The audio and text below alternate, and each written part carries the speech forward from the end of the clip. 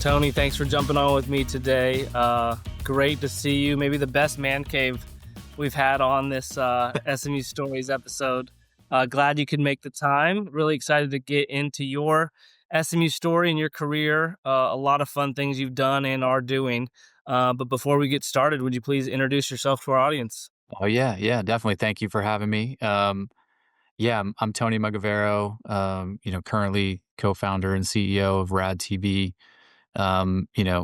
Multiple entrepreneur, SMU grad. 2003. Met my wife there. Spent time moving around to the coasts. Ended up back here in the neighborhood, right down the street on Airline now. So back here with my wife and two kids, and they're in HPISD schools and MIS in Boone. And so, yeah, it's great to be here. Thank you for having me.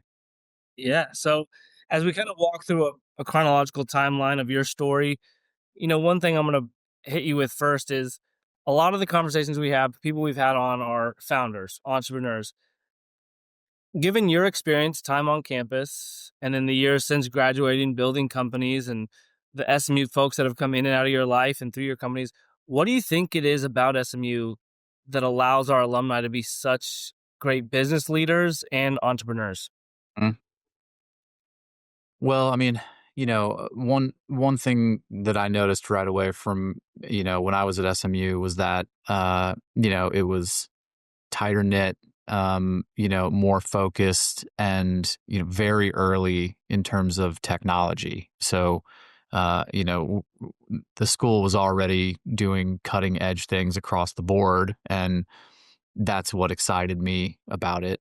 And so, I think that not only has kind of carried on, but it's grown Right. substantially. You've seen all the new buildings going up, and it's a much larger school than even when I was there in 2003. So I feel like that provides the right foundation. And the thing that I hope this happens at every school, but the thing that really was hammered into my head at SMU was the dedication to lifetime learning and the mindset that this is just the beginning of your journey. You need to continue this level of absorption and education and networking and throughout your life. So that's all stuck with me, and I think that kind of sets the stage for everybody at the school.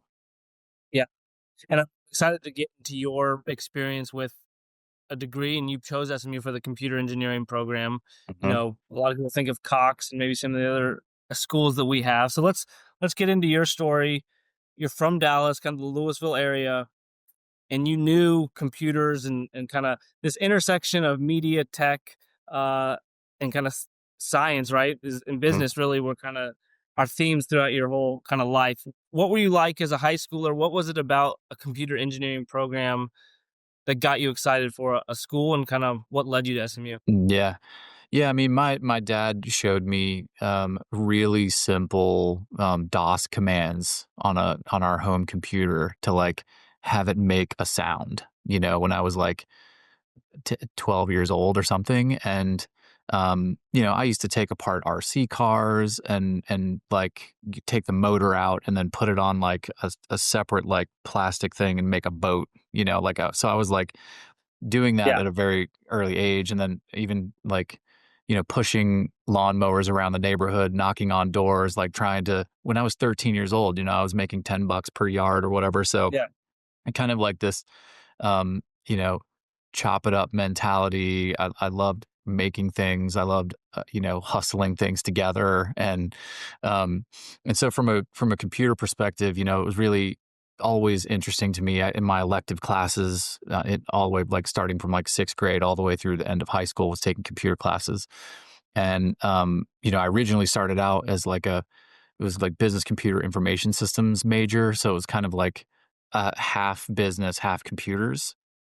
And it was actually a pretty good program, but I wanted it to be more dedicated. And that was at UNT, so I took like a couple semesters at UNT, and then transferred to SMU because they had a dedicated computer engineering program that went in. The difference between kind of computer engineering, a real true computer engineering program, is that you get into some of the hardware side of it. It's not just software development.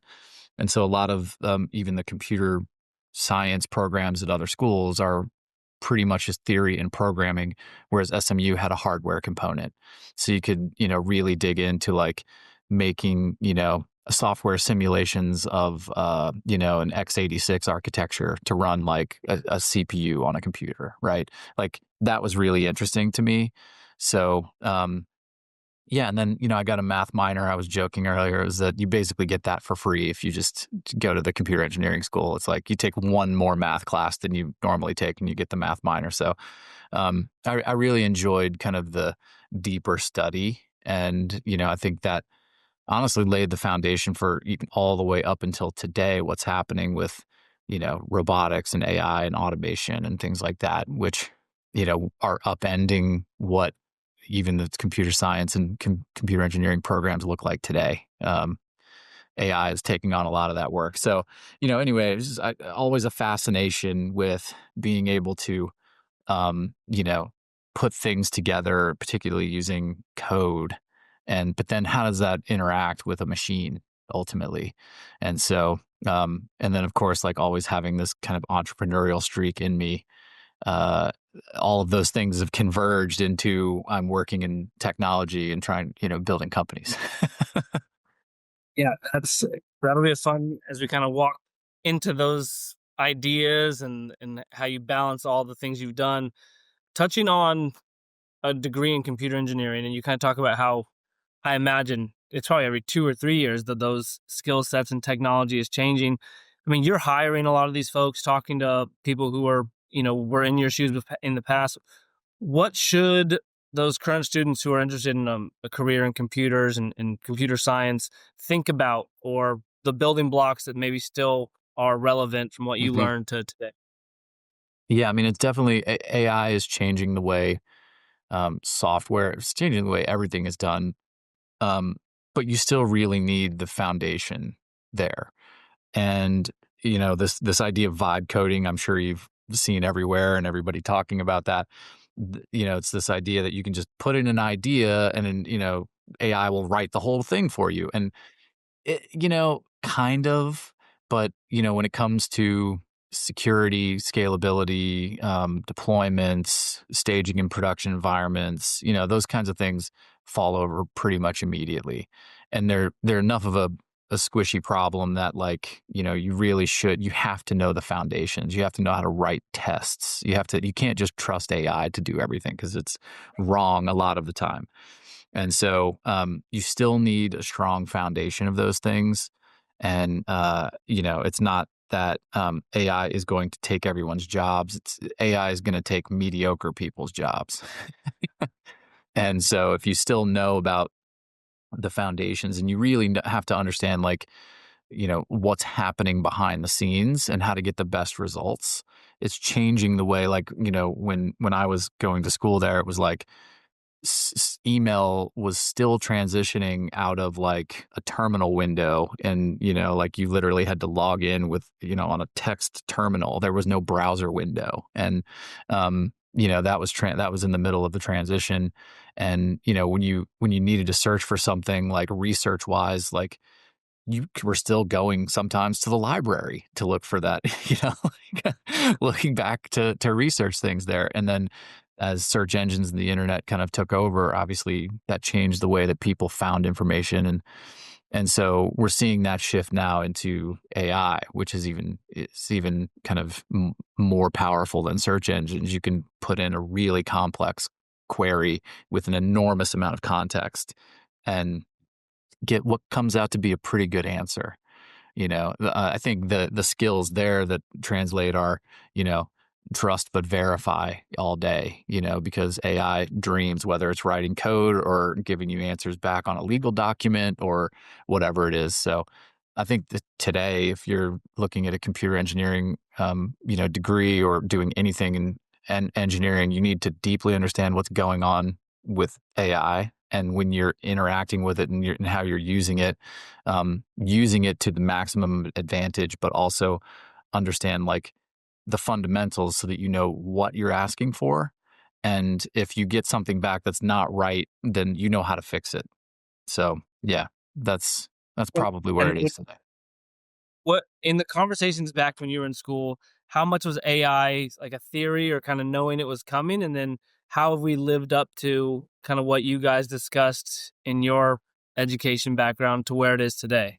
Yeah. I mean, AI was, s- there was definitely research going on with like, how do you take kind of natural language processing and get to the leap of where we are today. I was telling some friends about the Ray Kurzweil documentary Transcendent Man that came out in 2009, and he was already talking about in that documentary about capturing every move he made, all of his bills and all of the documents and all of his books and whatever, because one day he will be able to put that into a machine brain, and it will be him. It will know everything about him. And I mean, this was 2009.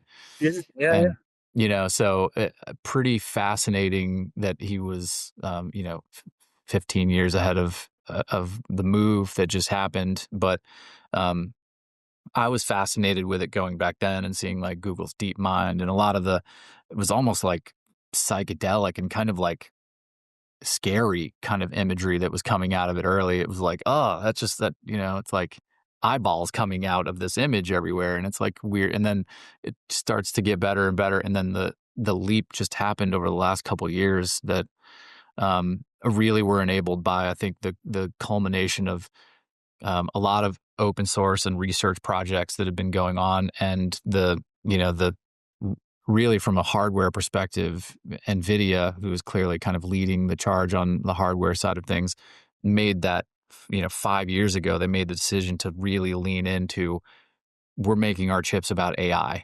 processing power. And that just came together all at once and created a catalyst that was crazy. I don't think anybody was expecting what this shift that happened, but yeah, here we are.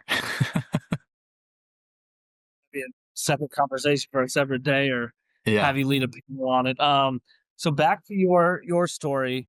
As you're graduating, you and your peers in the computer science classroom, what's kind of everyone's mentality for work? We're kind of in that internet boom era. Is everyone thinking like I'm gonna go start my own company? Is it everyone I want to go work for a newly founded startup that I can go work for? Are there big corporations? How are you and kind of the general public of your peers thinking about careers yeah. post you in '03?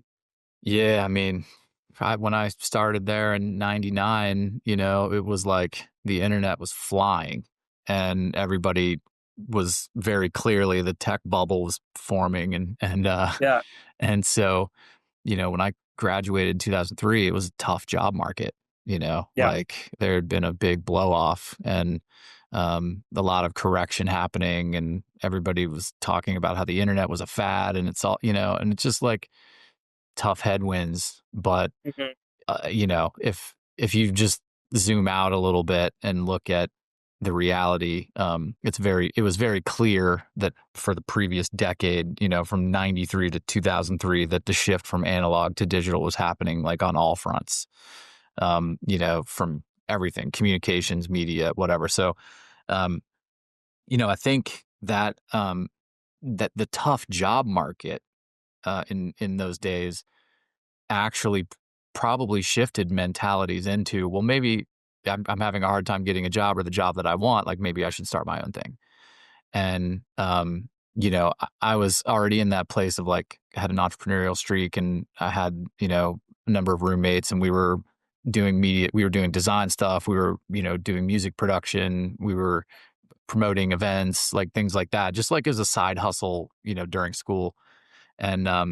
And so we already had like a side thing that we had that was fun, and that was kind of like, let's create a record label and like Yeah. let's do that kind of stuff. So, and then I was the classic, like I would go DJ frat parties and make a couple $100, and it was, instead of just going to the frat parties, I would go to the frat parties and make money. There's money there. Yeah, yeah. Sure. Yeah. So you Checking the know boxes. yeah, so I think that dynamic, it always seems to happen, is that like whenever there's a huge correction or there's like a big kind of paradigm shift that's happening, a lot of entrepreneurship happens, and that probably happened to me. Like my mentality was Like, okay, do I want to go get a corporate job and like be stuck in this one way, or do I want to have creativity and ownership over what I'm building? And so it's scary, but I think out of almost necessity. I didn't get a job right out of college. It took me a bunch of applications. I applied to game companies. I applied to um, you know, a chip company that used computer vision to look at like error rates on silicon wafers. Like, I was kind of look all over the place, and I ended up at a logistics company in Richardson, and helping them with like GPS, like satellite tracking of trucks. So you talk about, an entrepreneurial streak, even as, a teenager, this interest to get behind the kind of how things are built, even as a young kid. You get this SMU computer science and engineering degree. You mentioned logistics company. You kind of find where you can fit in and get a job there. But really, from 2003 to 2013, I've got a list of 5+ companies that you've helped build, sell, traveling from LA to Dallas to New York where you're living. Walk us through kind of that next wave of really leaning into entrepreneurship. Hmm. Where are these categories? Speak on some of the companies that really took off or that Hmm. maybe didn't work out as well, and kind of some of the lessons learned that kind of decided, okay, this path of entrepreneurship is going to be the right one for me. And Hmm. and then again, how do you navigate that? I think a lot of people have that interest and want to do that, but where do you pick the right idea? How do you balance starting something versus making money, and then eventually, right? You met your wife at SMU, right? There's life expectations that come, and you can't just be this fly by the seat of your pants entrepreneur, right? You got to have Degenerate. some stability there. Exactly, you said it.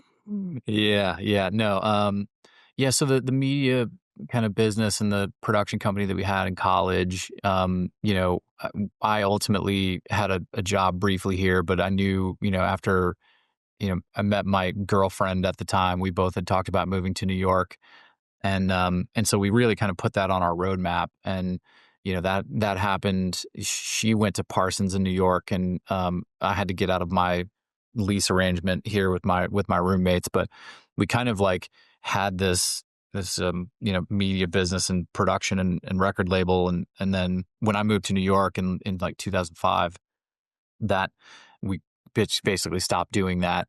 But it was a fun business, but it was very much like project to project or event to event. And then, so it wasn't like it was a big thing to spin up or shut down. And so when, when I left Dallas, I left the logistics company and went to TalkPoint, which was another, company building streaming applications. So real time streaming applications for, largely for like kind of financial and healthcare business to business communications. So like Goldman Sachs, Morgan Stanley, et cetera, they were all clients, and we were streaming private like meetings between them. And this was pre YouTube existed, pre any kind of real live streaming. It was still really difficult, pre cloud. We were building our own servers, putting them in big data centers and things like that. So hard engineering work at the time.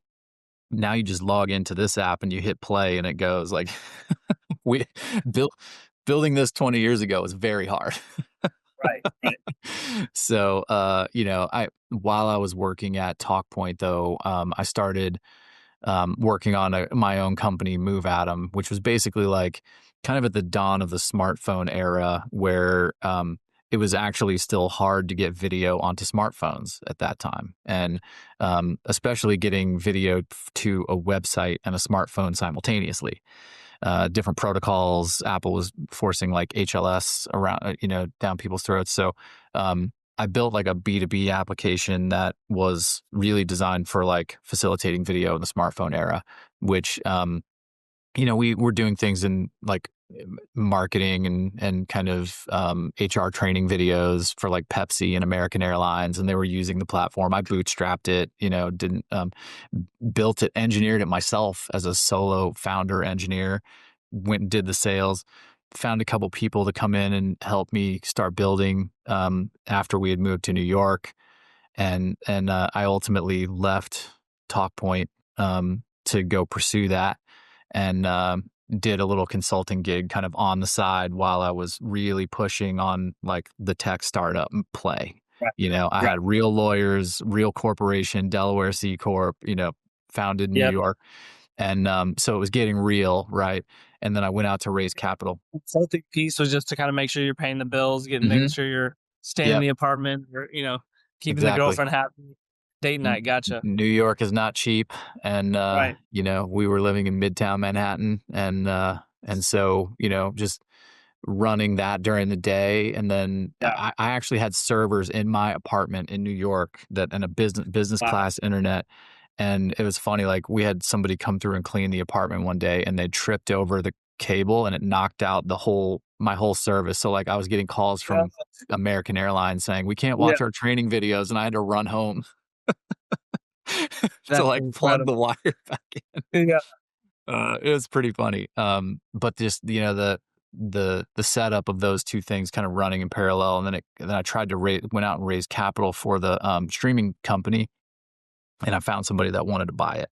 So uh, I had to make the decision, like, do I just want to put points on the board right now and sell this thing, or try to keep building it?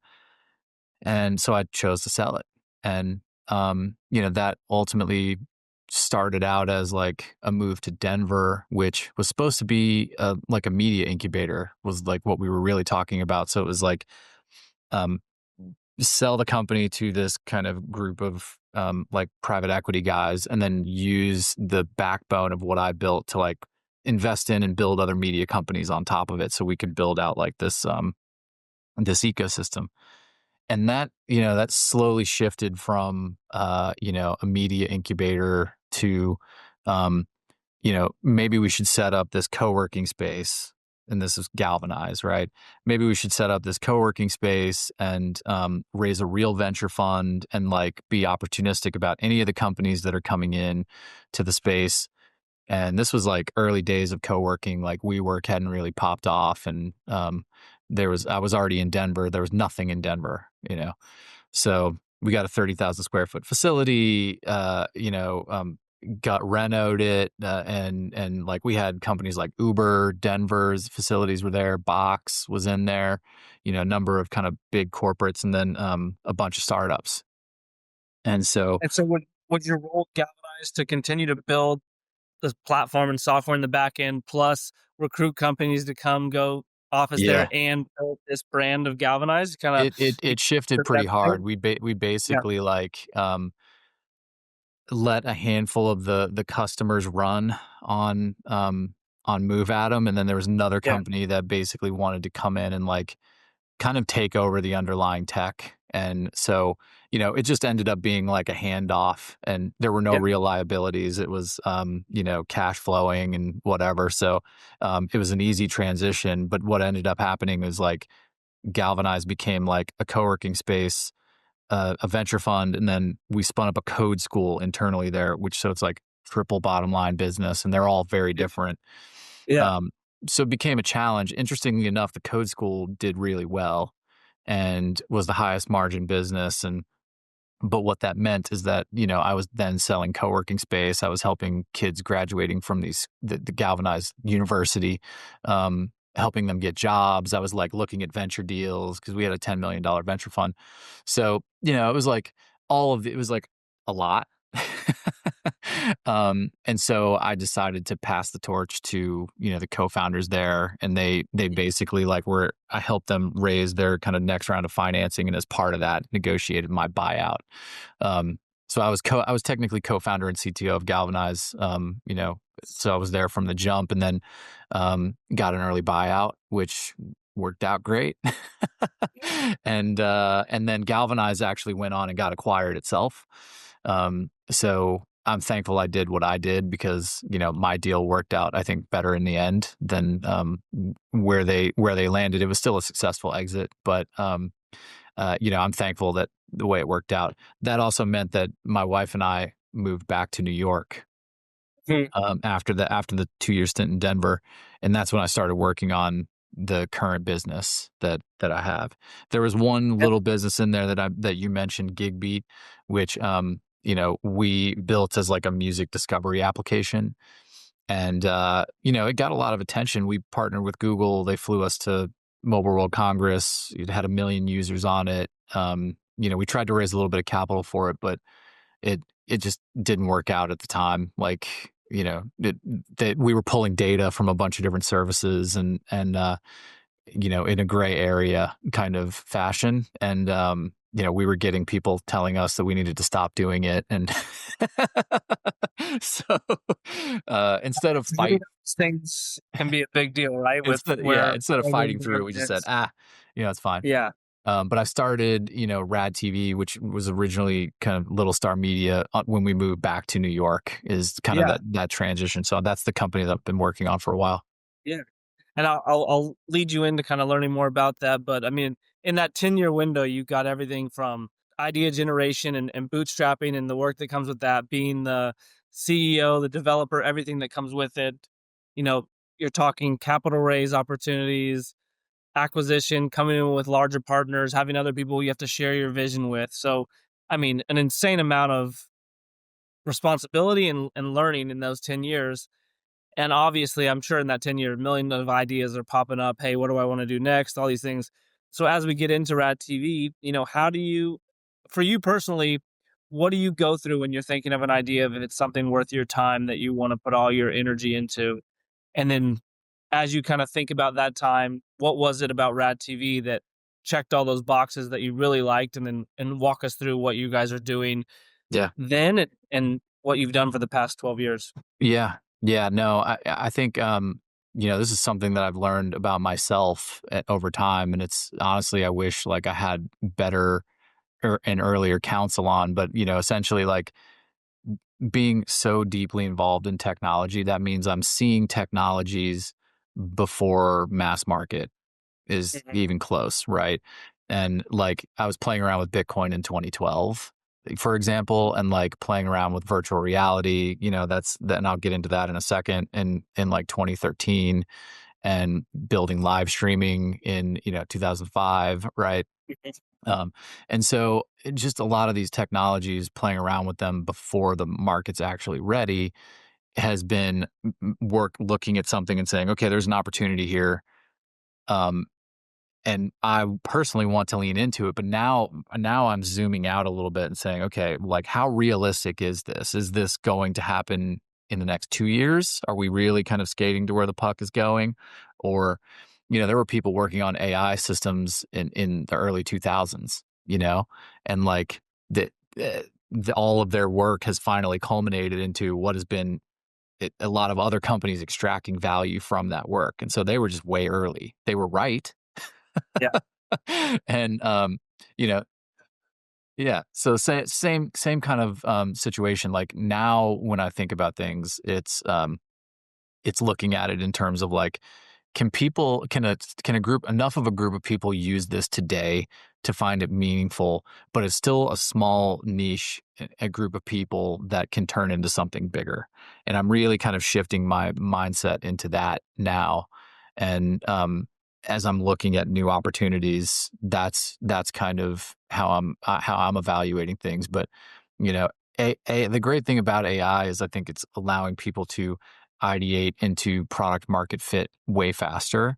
So, the it's less about the idea of like, can vibe coding create you a final product? It's more about, can I test this idea as quickly as possible and get enough feedback and find enough of an audience to really lean into it? So, it's shifted a little bit in terms of like, what tools do we have at our fingertips and today, and how can we make decisions based on what's valuable, in the short term and long term. So yeah. So what was it about in 2013 that Rad TV was able to kind of take you in that direction? And then also, I imagine, as you said, 12 years in existence, you're having to pivot and kind of reposition Yeah. your company to meet that mindset. Yeah. We've shifted, a few times, and thankfully have had, enough revenue to keep things moving, but it's always been content distribution. And we originally started, it was, we were playing with the Oculus Kickstarter, and, you know, there was the only way you could watch a video in VR in the early days was to download like an executable file and then like double click it on your computer, and then it would load up in the headset, and you could watch one video, and then it would close it was like loading up a video game or something, and then Yeah, yeah, yeah. but you were watching one video, and so I was like, well, I've been building video streaming networks forever. Like, you should be able to build one application that can stream infinite videos, Mm, and so we built the streaming network for VR video, and we were the first one that did it. We were absolutely, over the next few years, grew into the global leader in that space. That led to us working with all the major studios and broadcasters. They wanted to put Alien VR in 12 different languages, global distribution, but they needed a good distribution platform. Couldn't put yeah. it on Netflix, couldn't put it on even YouTube at the time. Like, there was no YouTube VR, there was no Facebook VR, like none of that stuff. And so we kind of just by default got all of the major media companies coming to us. And then we also got a bunch of like, B2B type applications. We did a huge thing for like the NYPD, with like situational awareness training, for, high school kids. We did, when we still power, a Dallas-based company called Mind VR, which is like in the healthcare space, doing Yeah. immersive video. And so, that's really kind of how we kicked off the company, and how we raised capital around, being the global leader in VR video. Yeah. And did all people have different hardware solutions for their ability to watch the VR, or what was the technology at the time where now there's the few companies building these headsets and things? Yeah. We unified the experience across all the headsets. So, we basically used a game engine, Unity, to help us do that, but every device has different specifications around, the screen resolution, and, how Wow. powerful the hardware is. And so you have to do, it goes back to like building streaming for smartphones. It's like these new devices came out, nobody knew how to get content to it. And so we saw an opportunity there and built for that. And so, yeah, I mean, we raised, capital from a handful, like Gary Vaynerchuk, and, and then that was the early days. And then we got into like, Michael Eisner's fund Tornante, and Sony is an investor, and Disney is a small investor. And so, we gained some really good partners and investors in that regard. But then, of course, like, VR took a nosedive in like 2018 to 2019. Yeah. Um, Companies stopped making headsets. Media companies stopped producing content, and we had to say, okay, well, what do What we do you do? think it was that it kinda nosedive or scaled back on that momentum you guys had seen and what was building? Uh, Was it just uh, user adoption? yeah, combination of things. I mean, putting on a VR headset is a substantial, thing, and so most people are just used to having a smartphone in front of their face, and they can put it down Mhm. or whatever. Like, a VR headset is a commitment, Right, and a significant behavioral change, and which is one of the hardest things to do, is change consumer behavior. right, So, there were kind of inherent new costs, new behavior changes, cumbersome kind of device situation. And then the content, you had to create all new content as well. So it wasn't like you could just take a movie, even though you can put like a movie screen in a VR headset, but to create right. 360 video is hard. So, just a number of headwinds that I think kind of stunted the growth. And then, of course, if nobody's seeing returns from it, then they'll just stop doing it. And there was a big run, from like 2014 to like 2017 started trailing off, 2018 really trailing off. And so, we said, all right, we need to probably start supporting traditional video content, not just VR content. So we started doing that. We got on Android TV, Apple TV.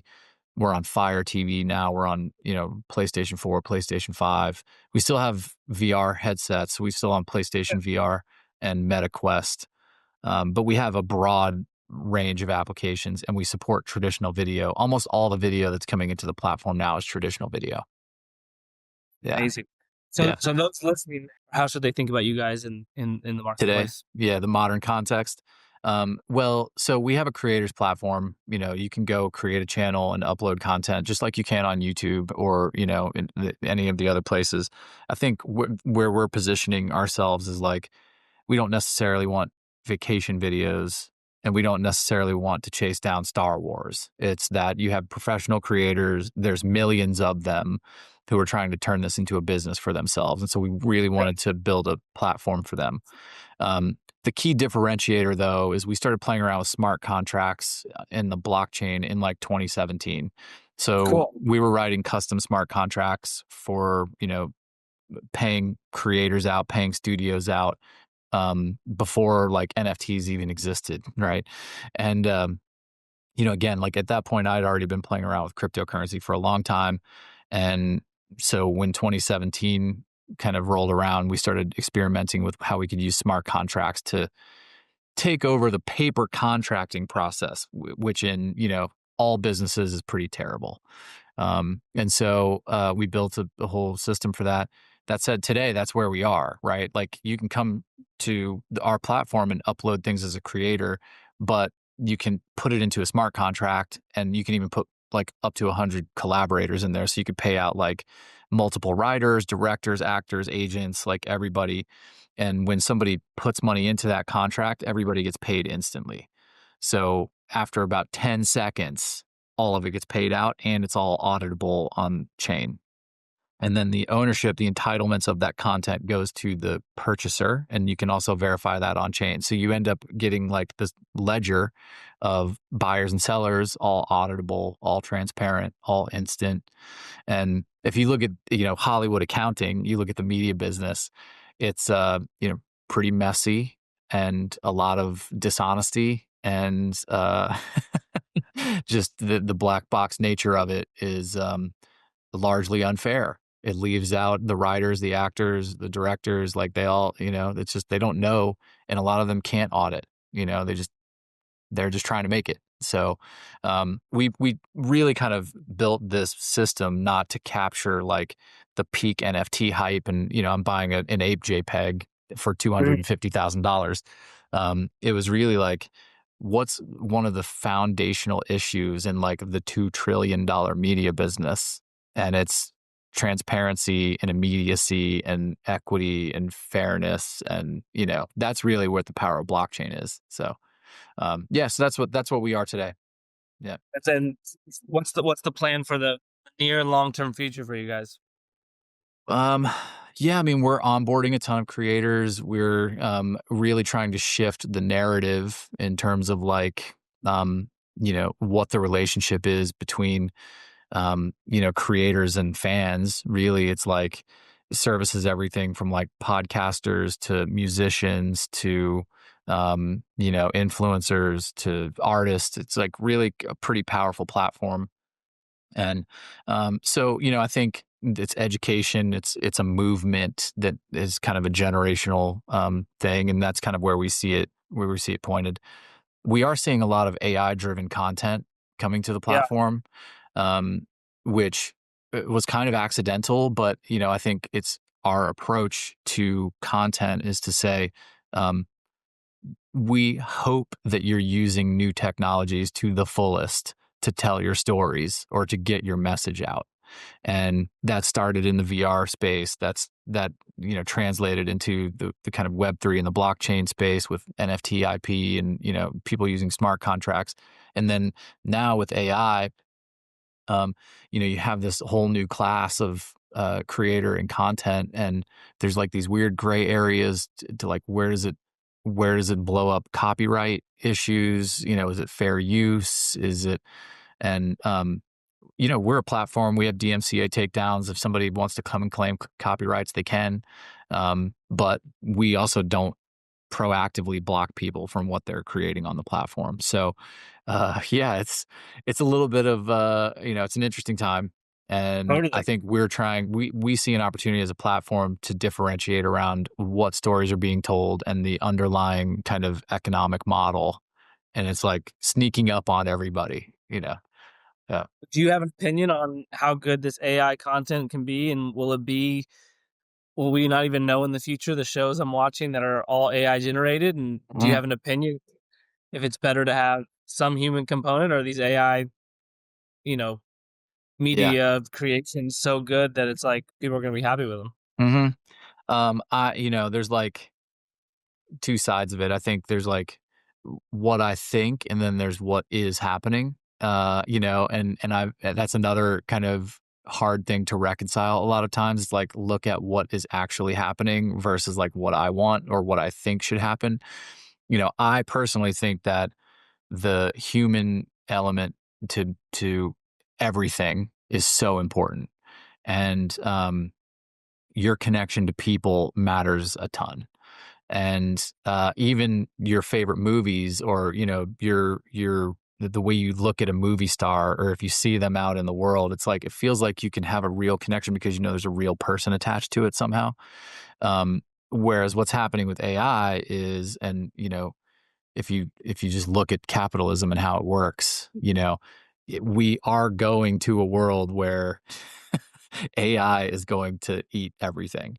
And so if you really look at what that means and where it's ultimately going, is that like you'll probably get to a world where you're watching content that's entirely AI generated and you won't even know it. Um, your connection to that message or to that content or to that story will probably change pretty substantially, and it will get like more ephemeral and almost like hyper personalized and specialized. So we're internally kind of calling it just in time content, which right now you go to a search bar and you type in, I want to watch something about fishing or whatever, and it'll give you a list of videos about that. Soon, maybe in the next 5 to 10 years, I don't know. You'll go to a search bar and you'll say, I want to see a video talking about, fishing in the Gulf and what should I do? What lures should I use? How deep should I fish? Whatever. And you'll get a runtime generated piece of content that'll be the best information you could have possibly gotten and fully. Instantaneously. Yeah. Yeah. Uh, I mean, we're a little ways away from that because processing and compute and whatnot. But um, so the thing about that is, and you're already seeing it with advertising, is like advertising will switch over into, I am watching this ad. This ad is pointed at me only. It knows everything about me, and then the ad itself has changed. It's maybe even me in the ad drinking the soda. Like that's nuts. that's coming. But like then if you think about that from a content perspective, it's that also from a storytelling perspective, it's like my kids could say, I want to watch a movie about a robot who is learning how to golf and he wears a tuxedo everywhere, and like they could just put the dumbest thing in there and then a 30-minute show gets cranked out just for them. you know to them that's a dream. For And sure.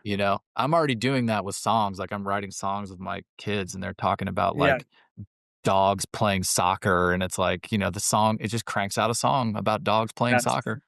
that's wild. So, Um, so you've done a great job of kind of sharing how your interest and love for tech media is all allowing you to create this life that you've enjoyed and you're passionate about. And I think that's kind of, we can see that passion. There's nothing better than having something every day you wake up and want to achieve and learn. That continual learning is no more relevant in what you do, right? Every day is different. You got to stay up to speed.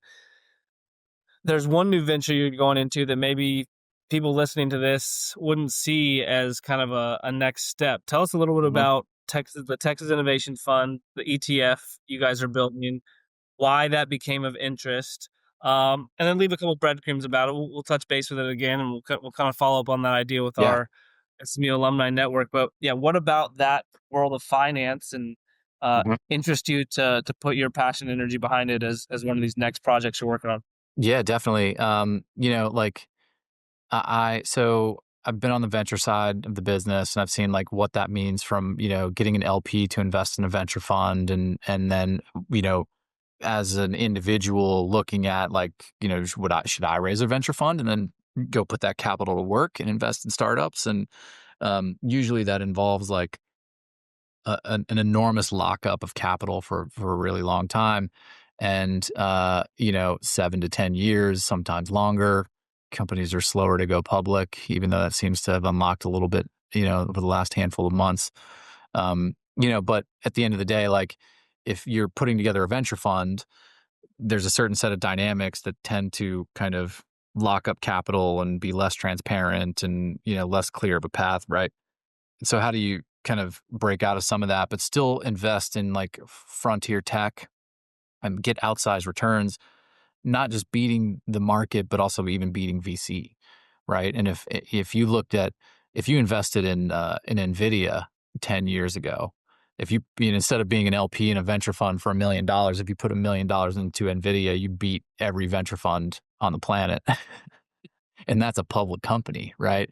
So it's just a matter of how can you identify opportunities in a market that is at least a little bit more transparent, and they're providing you access to financials. They've had to hit a hurdle to even go public, right? And ETFs give an opportunity for a larger pool of investors. Retail can come in on that, and you don't need to be an accredited investor, but you're still giving them a significant amount of alpha particularly if you're doing that in the frontier tech space. And so, I built my career in technology, and originally what it started out as is I wanted to start a Bitcoin ETF about 18 months ago. And it was still hard, too hard probably at the time. And the handful of companies that have done it are $1 trillion asset managers.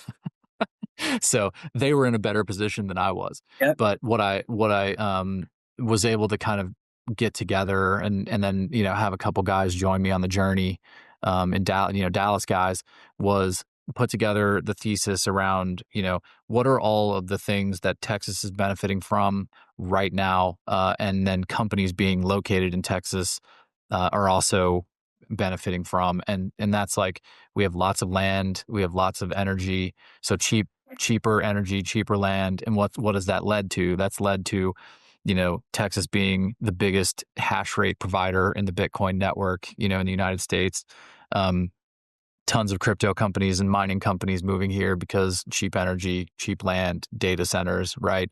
But then also AI starts kicking up a couple years ago, and everybody says, well, where can we get cheap energy and lots of data centers? Texas.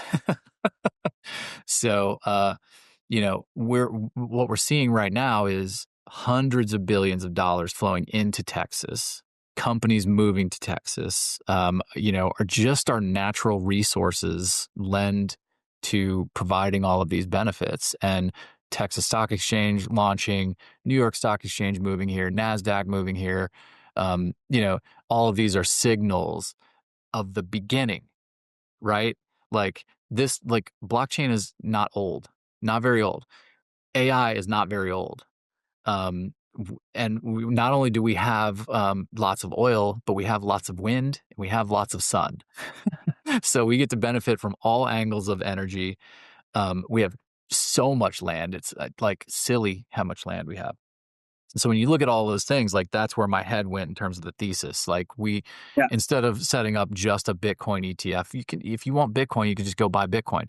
If you want a basket of companies that are going to benefit massively from the upswing over the next 20 years in Texas, like what Texas is providing, then let's build a thesis around that. So that's what we did. And, we're essentially at the finish line with getting all of the index together and all the paperwork for SEC filings and all of that stuff. So so that's kind of where we are today, and it provides an access to everybody, not just accredited investors. Retail can get in on it. You see it inside Schwab. It'll be Yep. listed on the New York Stock Exchange. Like it's but still it invests in frontier technologies, which over the next 20 years provide the potential for outsized returns. That's awesome. And Yeah. we're going to get that in front of our 1911 group and SMU folks, and excited to share more of that. But Yeah. Awesome. Tony, this has been an awesome conversation.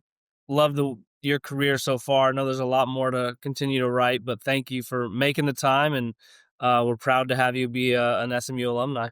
Yeah, no, I appreciate you having me. Yeah, thank you. And yeah, excited to dive in more. So, Awesome. Thanks, Tony. Have a good day. yeah, you too. Thank you to our incredible sponsors, Security National Bank, Hilltop Property Tax, Mignon Steakhouse, Sound of a Rose podcast, and the SMU's Cox School of Business for making this all possible.